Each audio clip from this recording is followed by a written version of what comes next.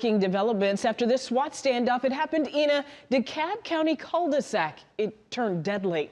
I'm Tracy Hutchins. And I'm Carly Barnett. We appreciate you joining us. This is in Stone Mountain on Bridge Branch Road. Atlanta News 1st Brittany Ford was first to the scene. She's been following this for us all day. So Brittany, we actually have some new details just in.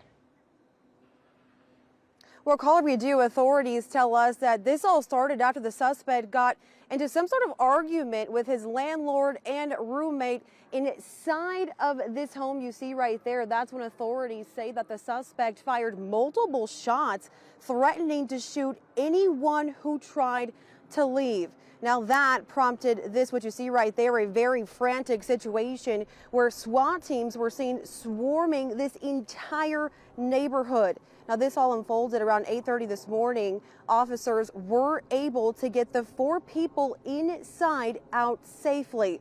But here's the twist. That's when officers say they found the suspect unresponsive in the home. His cause of death is still unknown. Now, an investigation into his cause of death is currently underway. I did speak with several people inside the home, some of those roommates, which included an elderly woman who is wheelchair bound. They were all too shaken up to talk on camera.